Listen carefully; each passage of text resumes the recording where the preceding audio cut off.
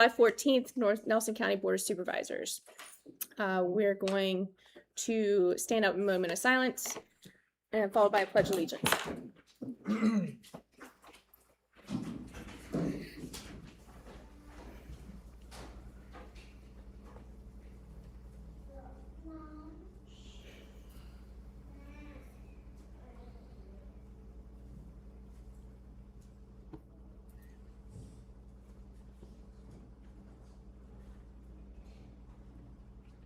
Okay, Mr. Rutherford, please. I pledge allegiance to the flag of the United States of America and to the republic for which it stands, one nation, under God, indivisible, with liberty and justice for all. Okay.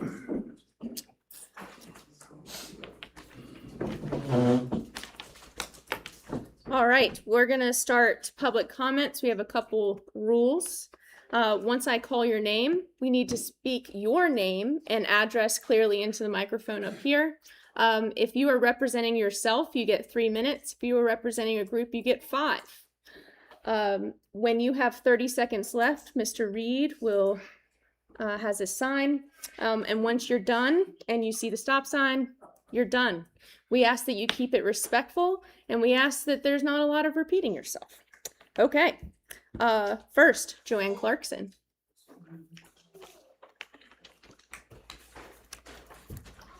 My name is Joanne Clarkson. By the way, can you all hear me? Because the last time I was here, you all couldn't. So, I live at 3316 Patrick Henry Highway, Piney River, Virginia. I'm here today to speak about my concern for the amount of money that we're spending in this county. As a taxpayer, I am very concerned. I know that we're putting up a new building for social services. That land was purchased, but we already had some land that it could have been put on. Okay, all right, another thing. I understand that Winter Green needs help with the problem that they're having. I'm not opposed to that. I think the county should do something about that. I live in Piney River. I'm on a water restriction right now. I think that we maybe need to talk about drilling wells to supplement the water system that's in Piney River. I'm extremely concerned about the 600 plus acres. What do you all propose to do? You've given a general idea. How are you going to keep it rural?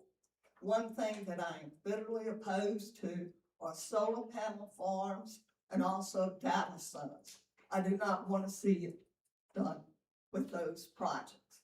Another thing, understand we need a park.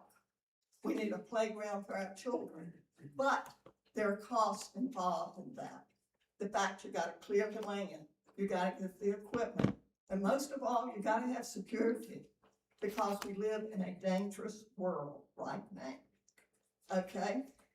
I also believe that we need to take a good look at the proposed things that we are doing in this county that involve taxpayer money. A lot of us live on fixed income. There are a lot of older people in this county. And I think that's something that we need to address. Are our taxes going to go up in order to fund the projects that you all want to do? And I am just concerned about it. I'll be honest with you. When are you all going to have a constructive plan what you're going to do with that 600 acres? When are the people, I know we'll probably have a public hearing as to people's opinion on why we purchased that. What was the necessity of that? Understand mostly to keep it rural. So how are we going to do that? You're right there near Livingston. There are a lot of things that go on in Livingston. So how are you going to keep that part rural? I just have a lot of questions. Thank you very much, and I appreciate you listening to me. Have a blessed day. Thank you. Mr. Nix. Madam Chair and members of the board, I'd like to elaborate on Ms. Clarkson's comment about data centers. I think many of us are. I hate to interrupt. Can you say your address, Sorry. please? No, it's okay. Troy Nix, 1923 Falling Rock Drive, Ty River area of the county. Thank you. Thank you. Many of us are concerned about the speed of the entire technology that surrounds data centers. A couple of months ago, I was amazed to learn that Virginia is the #1 state in terms of data centers that are operating or under construction, 600 plus. Most of them in Northern Virginia, a lot in Loudoun County, but more than Texas and California, who are next in line. We've learned, if it's correctly reported, that there are 30 in that status in Henrico County, with another 17 in the application process. And of course, the news is full of controversy about application processes that are underway nearby, Pennsylvania County, Amherst County, Campbell County. So it's developing very quickly. One of the things you quickly come into contact with is the complex and obscure terminology dealing with data centers, and of course their physical infrastructure, or data centers being the physical infrastructure for artificial intelligence. And if you're like me, you'll look at that wiki article on artificial intelligence and realize you run out of vocabulary in about the 6th line of that article. So it's very complex, it's obscure, and to what extent is the information that we're getting accurate, up to date, and unbiased? So that's a concern. The average citizen, I don't believe, understands where this leading, where all this is leading. We have a range of thoughts about it, going from fear-mongering, like artificial intelligence is going to result in the robots taking over and deciding that humans can be eliminated, all the way down to very realistic concerns like, will this mean my job? If I were a forklift operator in a warehouse, I'd be looking for something else to retrain on, because that's what's going to disappear with artificial intelligence. On the other hand, there are benefits. Artificial intelligence may find the cure to cancer. And so I think we have to be careful not to throw the baby out with the bathwater on this. At the present, I believe that the safe thing to do is a moratorium on data centers, so the foot won't be in the door here in Nelson County before we can come to grips with what the ramifications are. Thank you.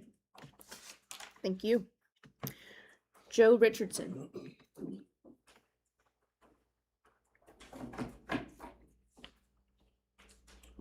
Joe Richardson, 7645 Rockfish Valley Highway, Afton, Virginia. Members of the board, thank you for your time and for the seriousness with which you have approached this year's budget challenges. I want to speak briefly and respectfully to the position of our schools that our school system is in, a position created not by local decisions, but by state level funding formulas. As you know, the recent LCI adjustments have shifted a larger share of the school funding responsibility onto Nelson County. This is not the fault of the school board, and it is not the fault of the Board of Supervisors, but it is now the burden placed on our local government, and the impact is real. You've been fully informed of the shortfalls and how they affect each line of the school budget: cost of living adjustments for staff, absorbing higher insurance premiums, replacing essential personnel, and sustaining existing programs that our students depend on. Nothing has been hidden. The deficits have been openly shared.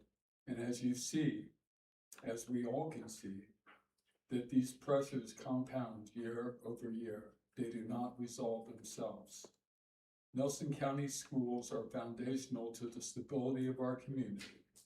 They are not asking for new programs or new initiatives. They are asking for the ability to maintain what already serves our children well.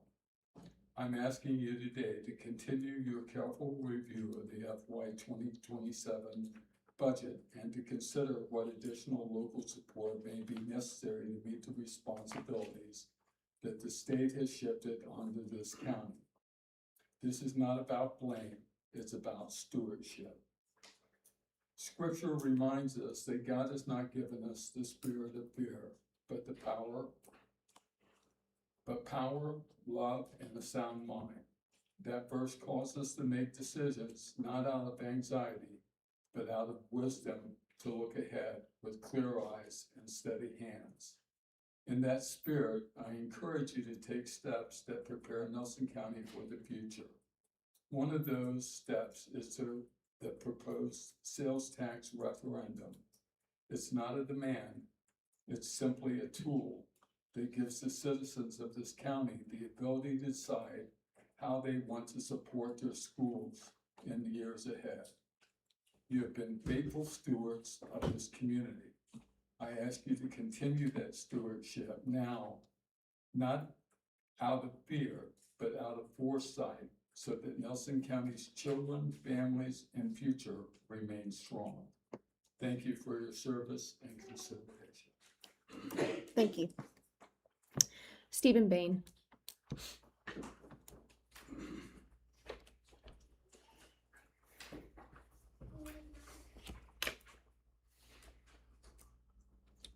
Stephen Bain, 620 Far Knob Climb, Nelly's Ford.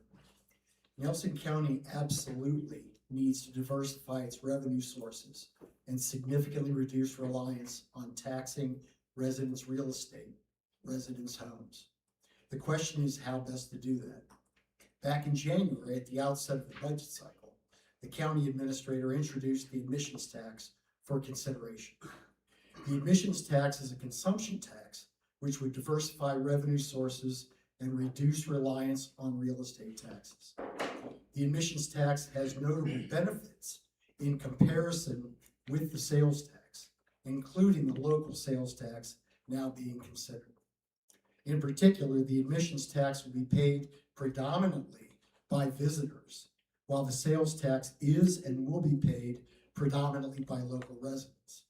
In fact, the percentages are about reversed between the two taxes. Local residents will pay 80% of the sales tax versus a very low portion of the admissions tax, likely 20% or possibly less.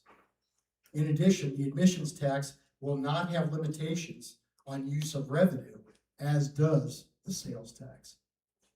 I do not understand how or why there is not prioritized focus on the admissions tax before consideration of the local sales tax.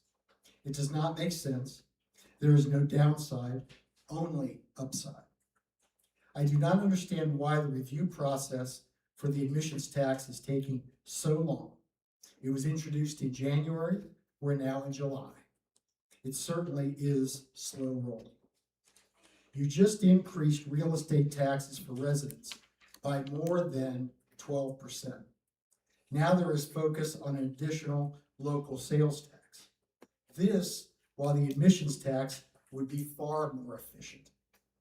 I suggest you owe an explanation to your constituents of how you acknowledge their financial burden and plan to manage and mitigate that financial burden. Thank you. Thank you. Debbie White.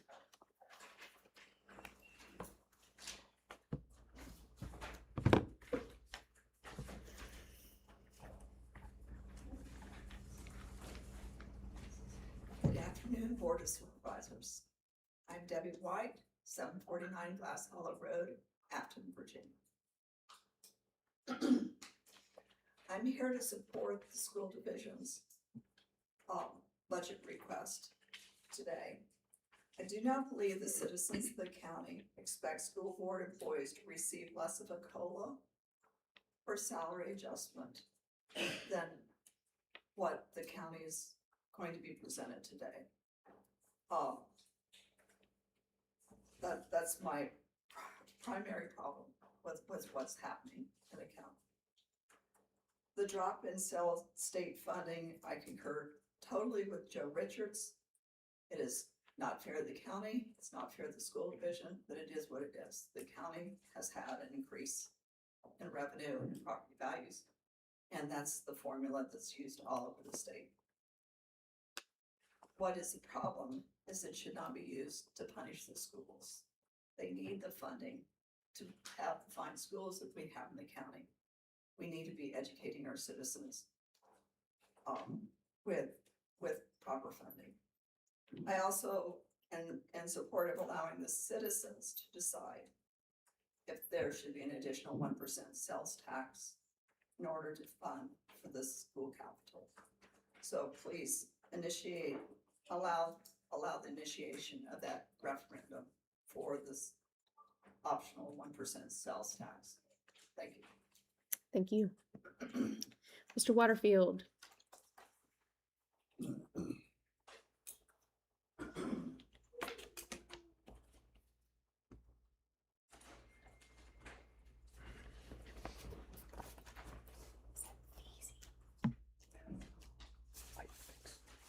Good day.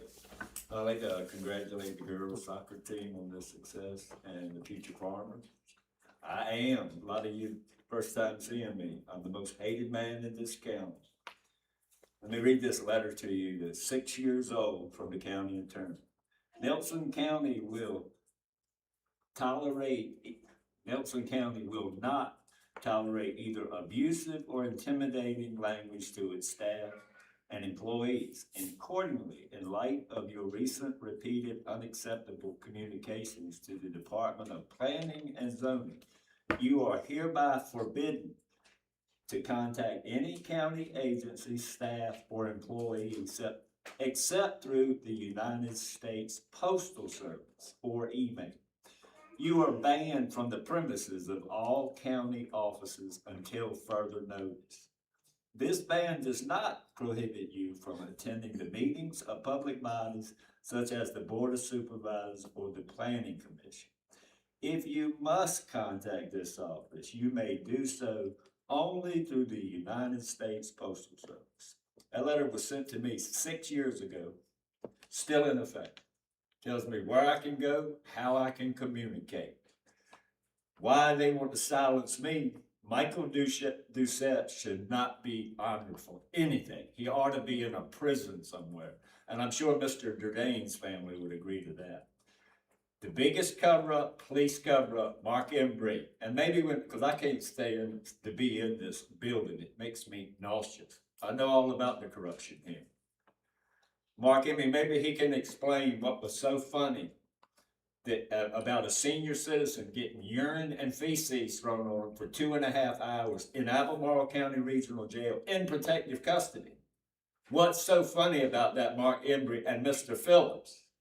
And I want to know why Lisa Bryant, 2.5 years ago, every person that signed it, Patrick Yates, Thomas Bowers, Paul Valois, Michelle Willoughby, and Lisa Bryant should have been in jail the day they notarized this, signed it, put that big raised seal on it like it means something. It's a culture of corruption and cover-ups here. You want to have what is the other, besides the public hearings? That's what we need to have a public hearing of. We need a community oversight board. This is the sorriest sheriff's department on the planet. I'm going down. I want her arrested right now. I want all of y'all arrested right now. I filed August the 13th for all of y'all to be gone. An emergency injunction to do it. I filed it back in August of 2025. You just ignore anything I filed. Thank you. Thank you. It says N. Feasley? Feezy? Okay.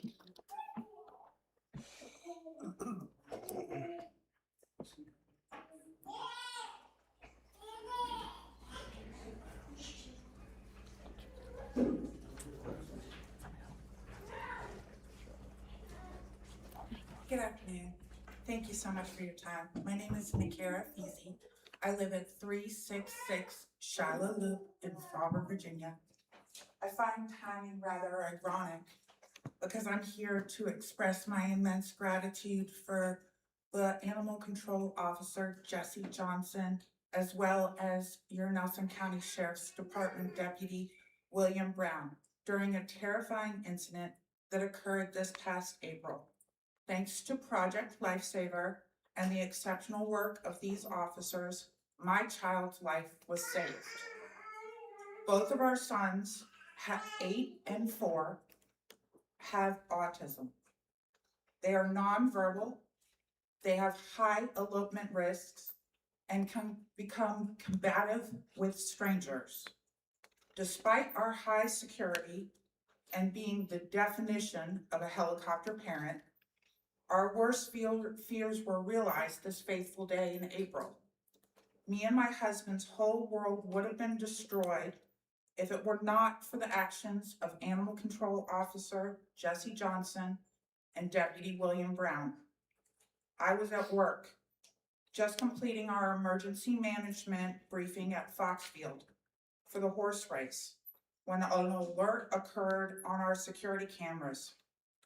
The boys and my husband were getting ready to actually meet Deputy Brown at the Faber Firehouse. They get their batteries changed every 6 weeks with Project Lifesaver. We have 4 locks on our front door. One high up, a deadbolt, a knob lock, a screen door lock, and a gate, which we lock religiously. But that day, our 4-year-old decided that our security was not enough, nor that he would wait for mommy to get home to see Deputy Brown. He figured out all of the locks and went out looking for mommy while daddy was momentarily occupied.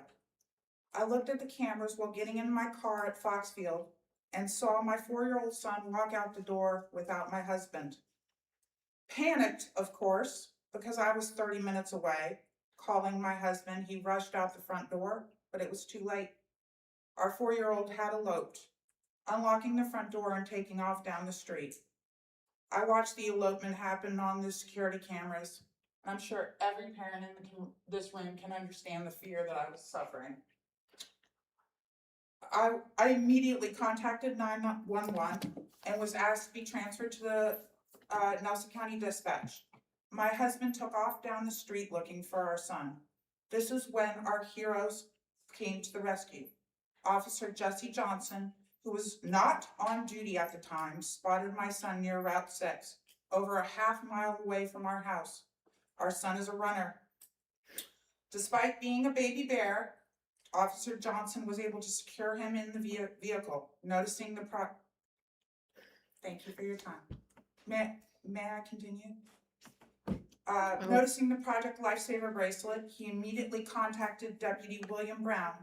Deputy William Brown recognized the bracelet color and immediately identified our family. I was on the phone with Nelson County Dispatch. They let me know that by the time Albemarle County transferred me to Nelson County Dispatch, my son was in police custody. Because of the swift coordination, my son was safely back home by the time my husband was even at the end of our road. And I had finished giving the details to dispatch. I want to specifically highlight the dedication of these 2 men, Animal Control Officer Jesse Johnson and Deputy William Brown. First, Animal Control Officer Jesse Johnson, he was off duty and doing his constitutional right of voting when he happened upon my son. I have worked with several officers over the years, being in former police department, as well as being in private security. I know that there are some officers that come in just to get a check and for the benefits. Once they are off duty, they are no longer go by the oath that they have taken. But Animal Control Officer Jesse Johnson is not one of those men, not even close. Officer Johnson, despite being off duty, acted without hesitation to save a child in need. He did not take every day, he did not know this was my child. He did not know he was autistic. He did not know the extenuating circumstances which we take every day to keep our children safe. But he did know that there was a 4-year-old little boy that needed his help, and he responded. He used his training and common sense to get our son, my joy, my heart, back home to us safely. Deputy Brown immediately recognized my son and demonstrated his dedication and profound commitment to this vital program. I cannot even begin to express the immense gratitude I have for this office, the sheriff's department office, as well as their animal control officers. They saved my little boy. They are an incredible asset to this department, to this community, and to every person that calls on them asking for assistance on the worst day of their lives. I hope they can be formally recognized for their heroism and service during what would have been the most terrifying day of our life. I thank you for your time. I also want you to know that I'm going above and beyond just letting you know about these gentlemen. And I have personally taken it as a mission of mine to help the budget for the Sheriff's Department, Project Lifesaver, to be doubled than what it was last year because of the vital importance of this program. So I'm not just a doer here letting you know that this program is essential to our community, but I'm also taking action. Thank you so much, everyone, for your extra time. Thank you. Cassie Kelly.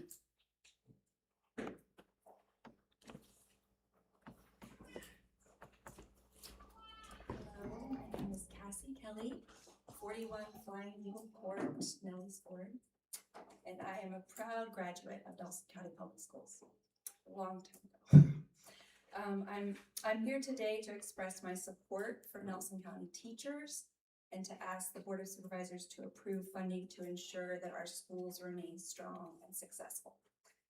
My daughter, Annabelle, who is here today, will be starting the 3rd grade this year at Rockfish River Elementary. We made the decision to move her from private school at North Branch to Rockfish because we personally know many of the teachers and administrators at Rockfish, and they are excellent. Just this past spring, everyone from the school secretary, the vice principal, the principal, and several teachers went above and beyond to answer my questions and to make sure that Annabelle felt supported and ready for a new school. Growing up here and attending Nelson County High School, I remember being really frustrated because we only had 6 advanced placement classes to choose from, and I found out that Western Armorall had 30. A lot of these were like photography, ceramics, Latin, computer science, some classes I would have liked to take. But what Nelson County didn't have, even though we didn't have those additional classes, what we did have was really exceptional teachers. Teachers like Mr. Barton, who recently passed away. His memorial was at the high school. He was a teacher for 30 years. Jesse, I know you were there. I saw you in the audience. And he was also served on this board with many of you. So many of his students showed up for that memorial. He really touched their lives. Mrs. Diana Driver, who was just beginning her teaching career when I started high school, is still there, winning state titles for the Nelson County High School drama team. Now that I'm a soccer mom, I can't tell you how many times I've been to soccer games and seen teachers there just to support their kids, their students. So they're taking time out of their precious weekends to go and support students. And I feel like this doesn't happen unless teachers feel equally supported by parents, by administrators, by the community as a whole. Teachers shape the minds and hearts of our precious children, and I feel like that level of responsibility that they carry is immense, and yet they're paid significantly less than similarly educated peers. A lot of them struggle financially, they juggle second jobs, many of them leave the profession altogether. I have 4 very close friends with master's degrees who've left teaching altogether in the last couple of years. I feel that when we fail to pay teachers competitively, we lose talented, dedicated individuals who could transform classrooms and have a lasting impact on students' lives. As a Nelson County parent, I ask you to please approve funding for a cost of living increase for our teachers' salaries. It's an investment in our children and our community's prosperity as a whole. Thank you. Thank you. Elizabeth Putpark.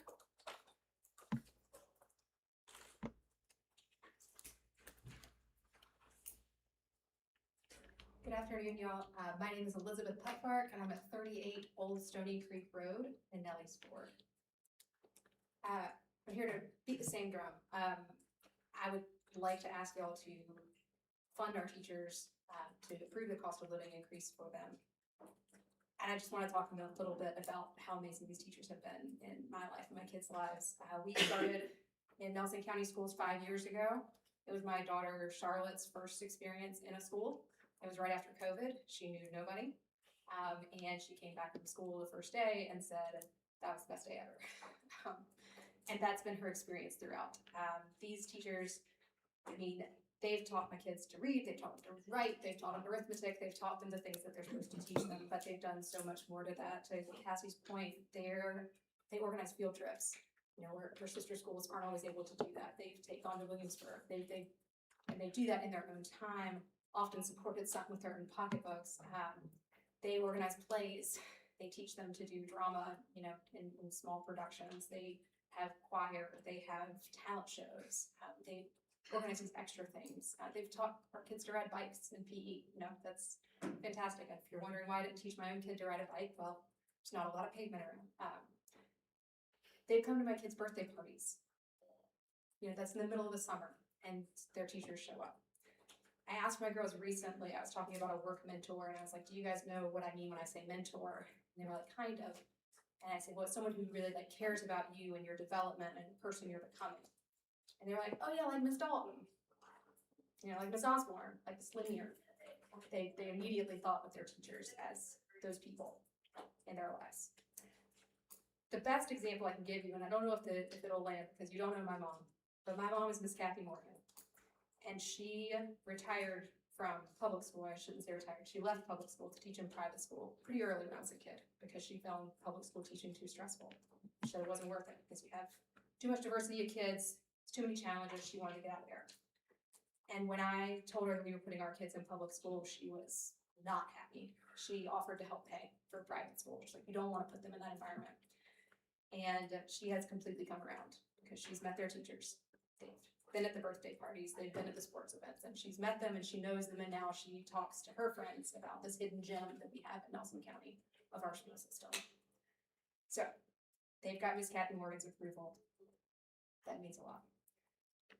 I don't envy you guys having to balance a budget. That sounds really hard. So finding money is difficult, I acknowledge that. But if there's anywhere that is deserving, it is these teachers. And the last thing that I want our teachers worrying about is how they're going to balance their own budgets. So I really hope you'll give serious consideration for this, and I thank you a lot for your time. Thank you. Charlotte Putfark?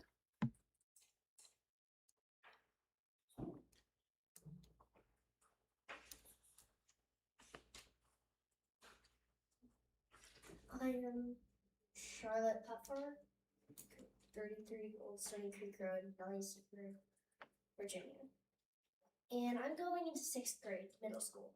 Throughout elementary school, I've learned so much, thanks to my teachers. They've helped me build my confidence, and they've encouraged me to try things I've never done before, like reading out loud to my class. One of the reasons I wanted to come is so I could support them, just as they've supported me throughout my life. My teachers have helped me from the second I first walked into my classroom on my first day of 1st grade to the second when I walked out of school on the last day of 5th grade. They deserve every penny they make and so much more. I was honestly really nervous about talking in front of important people, making important decisions, but because of how much my teachers have done for me, doing this is the least I can do for them. Thank you for hearing me out. Thank you. Paul Davis?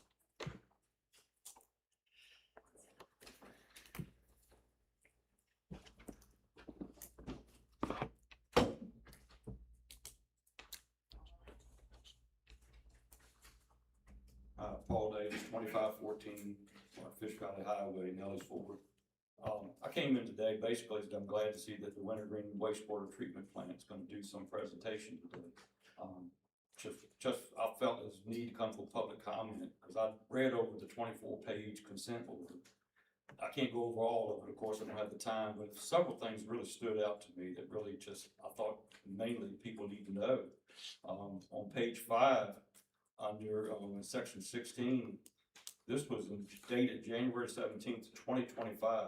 And for those who's in attendance don't know about the wastewater treatment, this is about the sewage, raw sewage going into the creeks and into the waterways up in that area. And this has been going on for this dated back in January 2025. The last sentence in here, which it says, it really bothers me. NCSA, which stands for the staff of the Winter Green wastewater plant. The NCSA staff also considered pump and haul, but determined it was not an option due to time and cost, as overflows would require 6,000 gallon tankers around the clock. I read that, and that's pretty accurate if you read the whole document, see whether, but your concern is time and cost. Nothing, you could have added another sentence and made it look good. Also for the residents of the creeks and the waterways and the wells that's being impacted possibly. That's not mentioned. That's a concern. It's a typical, to me, of the business thing, time and cost. And then the other one that's kind of got me kind of concerned is on page 11 of the same consent order, dated February 13th of 2026. NCSA staff notified DEQ that NCSA had posted a public notice on the NCSA's website, and that the staff, basically about, this is when they came forward with the problem, they posted it on the website almost a year later. First notice that I'm aware of, a year later from the, and then when all this was going about in the last 6 months or so, one thing that those in power in that area, whoever did this, one thing they did do, which was amazing, they put up a no trespassing sign by the treatment plant. One would wonder, why did you do that? My guess is you don't want to worry about the sewage. You can't fix that right now. I mean, you read the documents, a lot of finger pointing back and forth at who's responsible. But the other thing is you put up a no trespassing sign. And it's like you hide the problem instead of fixing it. And then the other concern that I would have, I live in Nellis Fork. If that's going to be the standard, would the county allow me or others just to run raw sewage from a line from their home, or would they make you correct it and not live in it? I don't know. I think I have my own opinions, and most people I've asked that question to have said the same thing. If you as a resident, if your home had a sewage problem and was being drained in the local waterway, what would you do? Thanks. Thank you. Okay, we have exhausted the list for the public comment sign-up sheet. We will move on to the consent agenda. Madam Chair, I move we approve the consent agenda as presented. All right, I have a motion Second. and a second. All those in favor, or any discussion, excuse me? Hearing none. All those in favor, say aye. Aye. All those opposed? That's the consent agenda. All right, resolutions of recognition. First will be the Honorable Michael R. Doucette. Yes. Mr. Seth, if you want to come forward, I have something to read for you. First, on a personal note, gotten to know Mr. Doucette, interacted many times, I've learned more things about the circuit court as years have gone on. I've appreciated your wealth of knowledge historically. And today before us, we have a resolution in your honor that I'm prepared to read today. So Madam Chair, with that being said, I move we approve Resolution R 2026-54, Nelson County Board of Supervisors, resolution recognizing the Honorable Michael R. Doucette, who has served here from May 1st, 2020 to June 30th, 2026. I will read as follows. Whereas on June 30th, 2026, the Honorable Michael Doucette officially retired from service as judge of the Circuit Court of the 24th Judicial District of Virginia, and whereas Judge Doucette earned his undergraduate degree from the University of Connecticut in 1981, graduated from Marshall Wythe School of Law at the College of William and Mary in 1984, spent over 3 decades with the Lynchburg Commonwealth's Attorney's Office, serving as the Assistant Commonwealth's Attorney from 1984 until his election as Commonwealth's Attorney in 2006, a position he held until December 2017. And whereas Judge Doucette received numerous accolades throughout his distinguished career, including Virginia Association of Commonwealth's Attorneys Von Schuch Award as the Outstanding Assistant or Deputy Commonwealth's Attorney for the entire state, 2003. Selection by Virginia Lawyers Weekly as a leader in the law, 2011. Vaca's Robert F. Horan Jr. Award as the Outstanding Commonwealth's Attorney for Virginia, and the Virginia Association of Chiefs of Police Presidents Award 2014. Whereas Judge Doucette was also a past president of VACA, he chaired the Protective Order Subcommittee of the Governor's Domestic Violence Prevention Advisory Board and served on the Virginia State Crime Commission, the Virginia Criminal Justice Services Board, the Virginia Supreme Court Special Committee of Criminal Discovery Rules, and the Board of Directors of the National District Attorneys Association. And whereas throughout his career, Judge Doucette taught fellow prosecutors across the state at several conferences and has been a frequent faculty member of the National College of District Attorneys. And whereas Judge Doucette is a United States Air Force Cold War veteran who resides in Lynchburg with his wife Beth, with whom he shares 4 adult children and 6 grandchildren. And whereas Judge Doucette was appointed to the Circuit Court bench on May 1, 2020, and over the past 6 years, Judge Doucette has presided over numerous complex criminal and civil cases where he has exhibited his knowledge, dedication, and professionalism, all of which will be greatly missed. Now, therefore, be it resolved that the Nelson County Board of Supervisors does hereby recognize the Honorable Michael R. Doucette for his many years of service and commitment to the citizens of Nelson County and Virginia, and congratulates him on his well-deserved retirement from service as Judge of the Circuit Court of the 24th Judicial District of Virginia, with best wishes for many years of happiness and contentment. I have a motion. Second. Any discussion? Thank you, sir. Let's give Mr. Doucette a round of applause.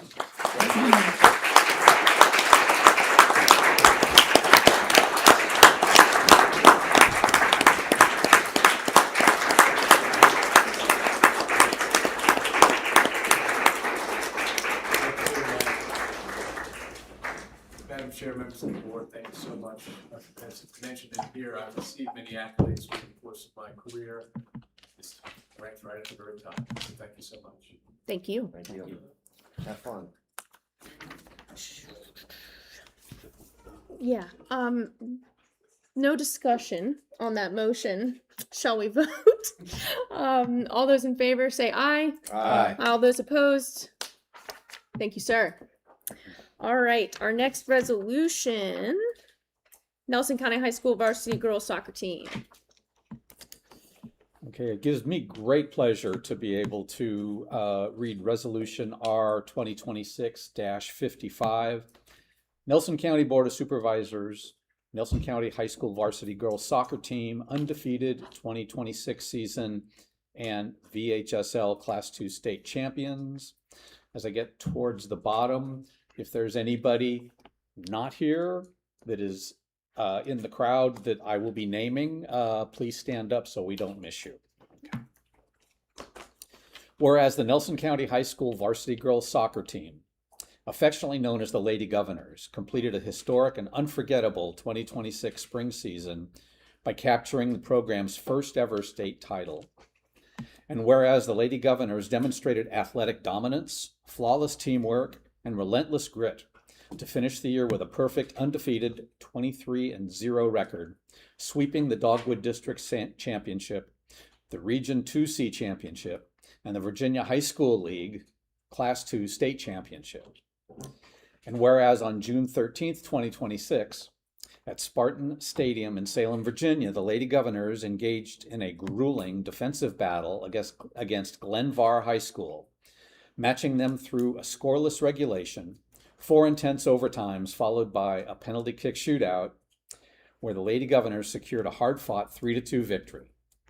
And whereas this historic achievement brought immense pride, joy, and unity to the school, families, and the entire community of Nelson County, now therefore be it resolved that the Nelson County Board of Supervisors hereby officially recognizes and commends the Nelson County High School varsity girls soccer team, their coaches, and staff for their extraordinary, historic, and undefeated 23-0 season, culminating in the 2026 VHSL Class 2 State Championship.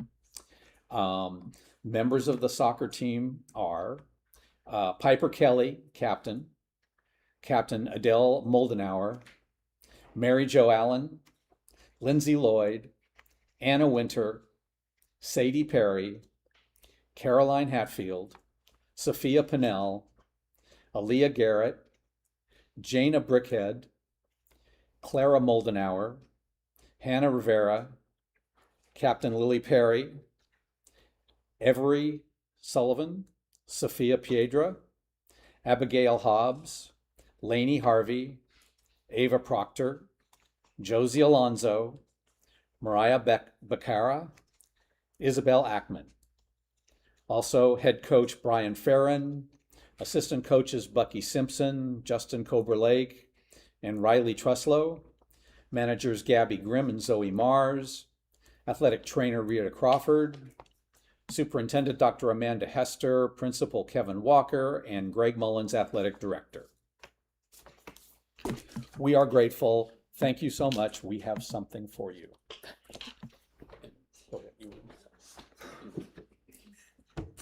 I'm proud to report I coached 6 of these kids in like U7. There's 2 here, Lily. I know, I was her first coach. I gotta send you some of the pictures. A whole bunch of them.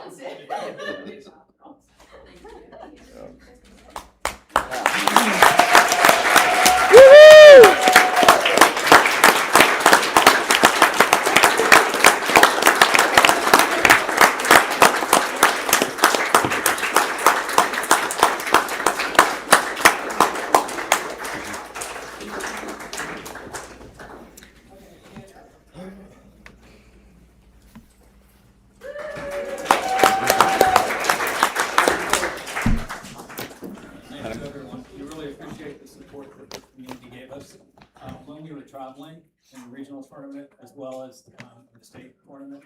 We always had the largest tournament for Nelson County. It was so helpful and supportive. So thank you guys for all the support. Thank you. Congratulations.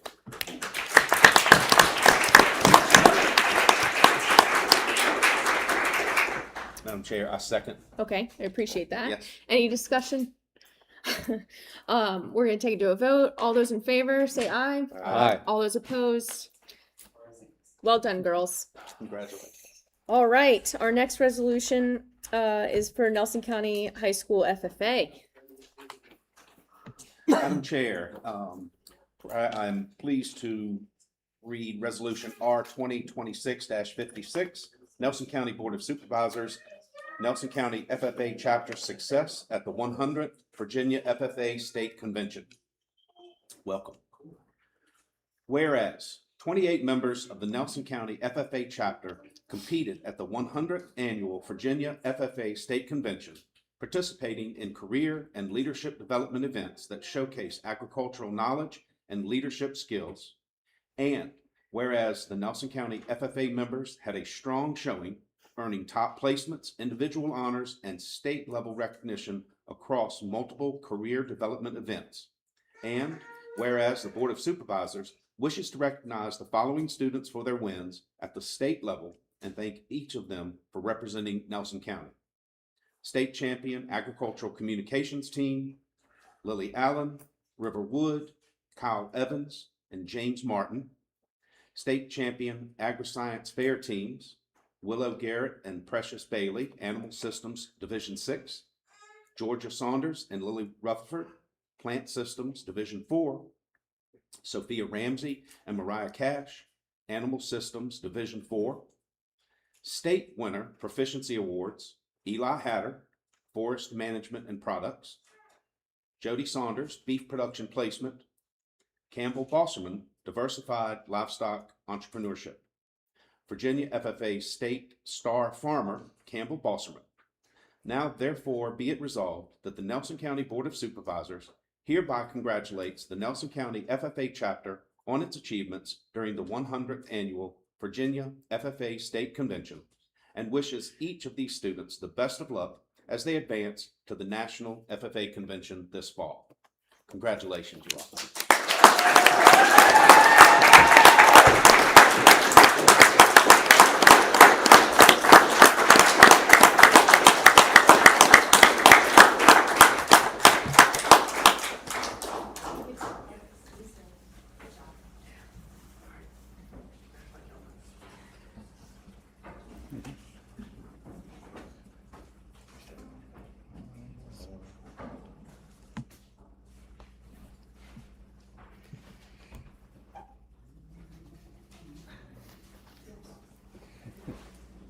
Oh, sorry. I'm sitting down. Congratulations. Thank you. Madam Chair, I will second that. Okay, we have a motion and a second. Any discussion? All right, let's do a vote. All those in favor say aye. Aye. All those opposed? All right. Very good. Mr. Brown, don't you want to be after all of that for a VDOT We do report? not have an award for you. Don't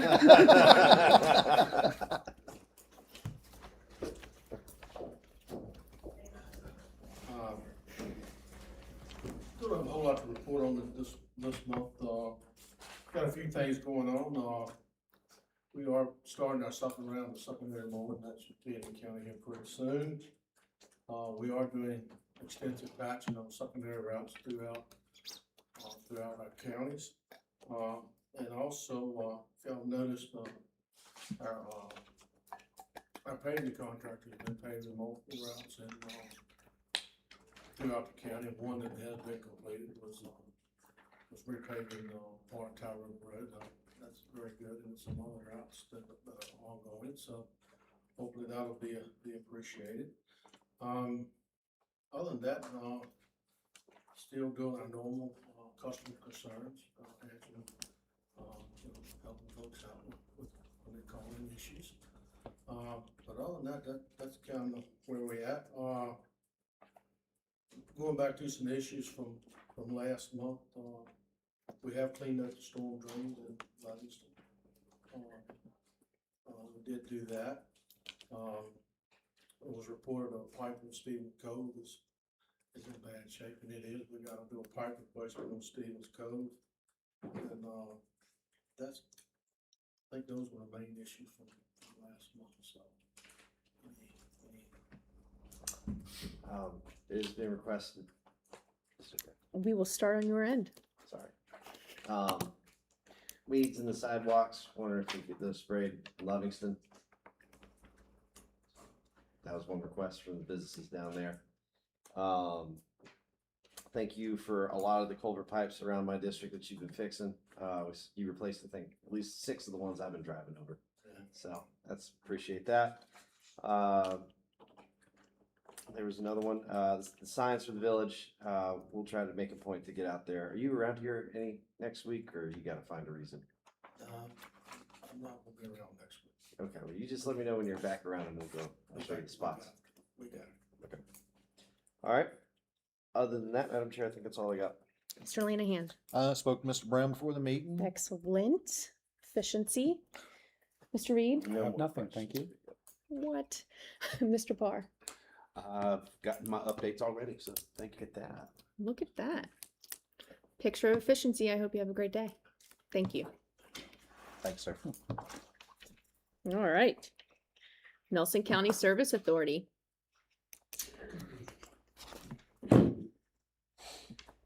George Miller, 620 Cooperative Way. Since June 30th, I provided draft documents to DEQ. Short-term corrective action plan, the chlorine management and monitoring plan, and the second quarterly report for their review and comments. And that's all I have to report.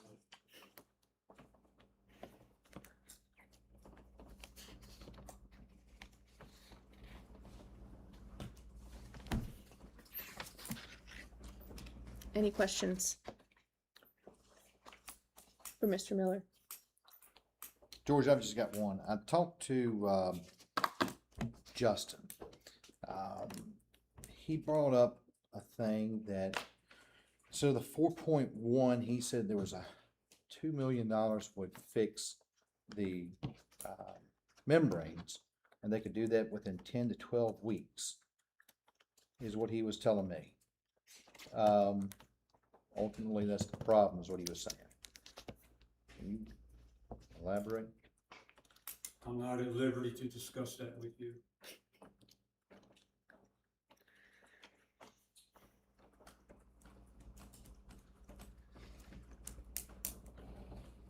Have we heard back from DEQ on the acceptance of your plans yet? Not yet.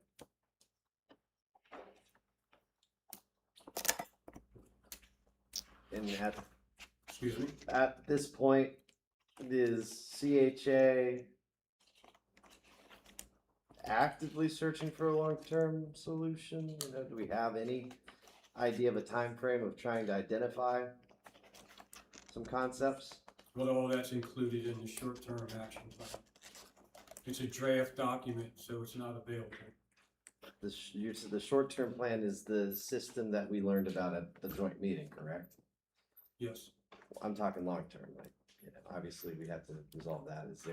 Are they in the active consideration, working and figuring that out? First, it's a short-term plan.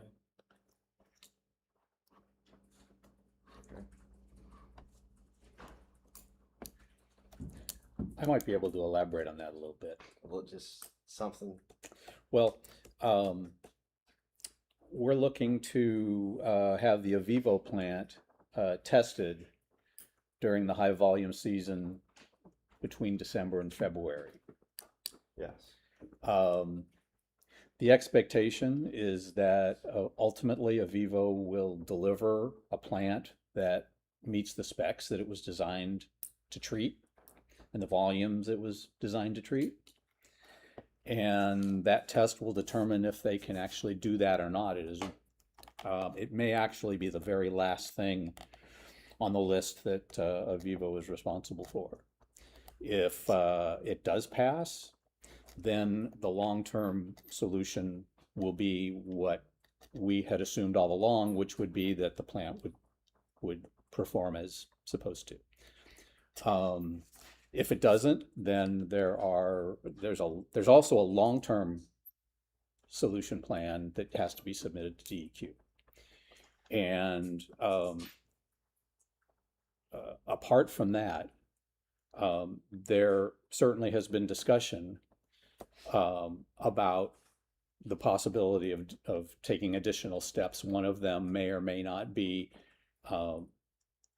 switching out the membrane system from the original design to one that that another firm provides. That may or may not be necessary. It may or may not be what's done, but the solution, if the system fails to test out, will have to be one that doesn't release Avivo from the liability of performing as it's supposed to. So I hope that's helpful. Thank you, Mr. Reed. I hope that's helpful. So you said that the membranes was the problem?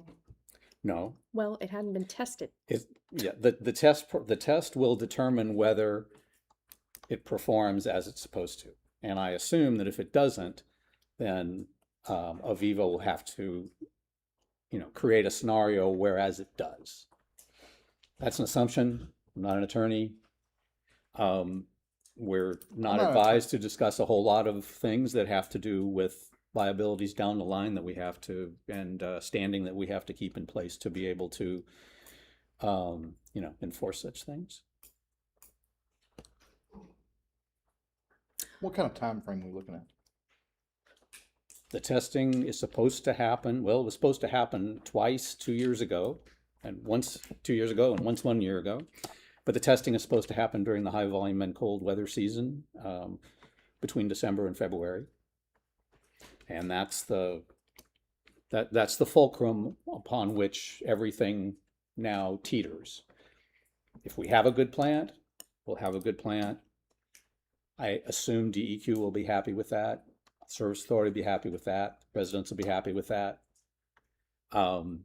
If we don't, we will take steps we have to get it fixed in the long term. The long-term correction plan that's going to be submitted with to DEQ next year, we'll have to deal with that.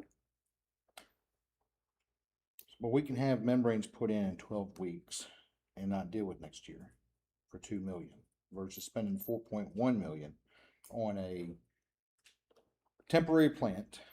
Ultimately, you have to put in the membranes, another $2 million. So we're 6.1, 6.5, who knows where it'll wind up. You're looking at money, you're not looking at overflows. We must do everything to avoid overflows. What are they charging for the pump and haul right now? during winter months. Winter months, summer months would be the same thing. Sure. But overflows happen during the winter, right?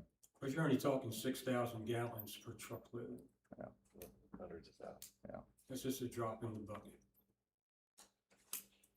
Keep in mind, no overflows.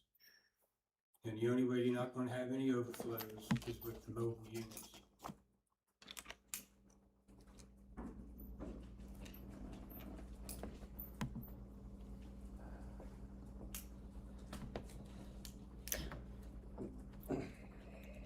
But this is not up to us, this is up to DEQ. Sure. In the drafts that I submitted to them last week, they'll decide what.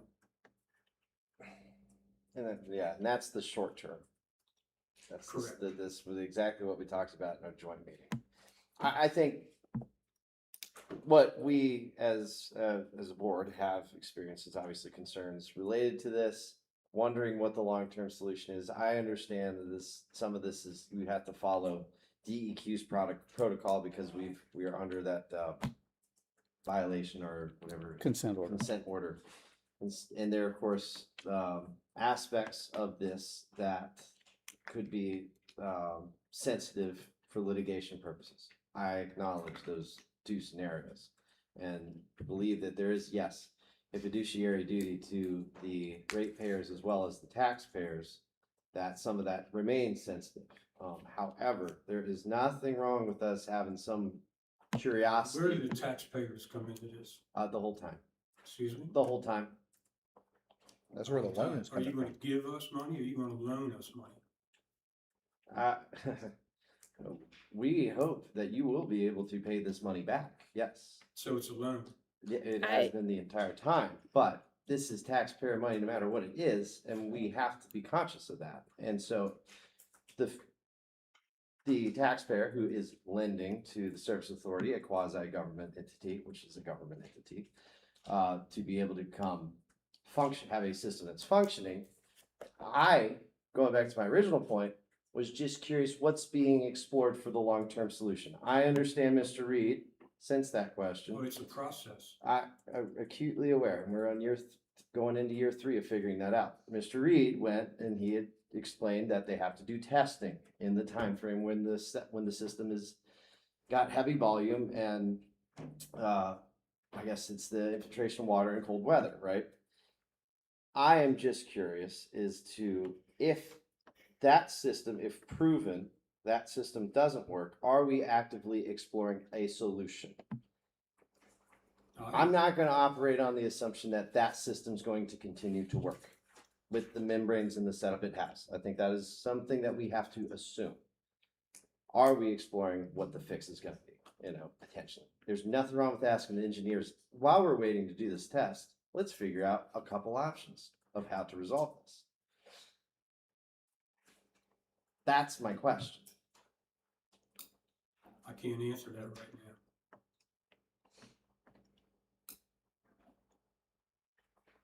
now. Okay. We have a process we have to go through. Question I have is, where in your process does the downstream homeowner and their concerns about water quality come into play? What is in place now to either assure them that their water is okay or steps to help? Their water was okay back in January and February when we conducted the testing. And what were the According testing? to DEQ, they were satisfied with the results. And where were those tests done? Were they done at wells, or were they done in the creek, or where was the testing done? From the equalization basin down through the receiving stream. I believe that would have been performed by the Virginia Department of Health. They did site visits. It's all documented, they're okay. It's just getting blown out of proportion because people like to talk. Unlike you today, you don't seem too interested in talking. And I understand, and you've made it painfully obvious to us today that you don't report to this board. That we can all in the room right now understand that. My question is to the Service Authority Board that you do report to. Have you announced any intention to retire or resign from your position on that board? What's that got to do with the problem of the Wintergreen wastewater treatment plant? I didn't say it does. I'm just curious.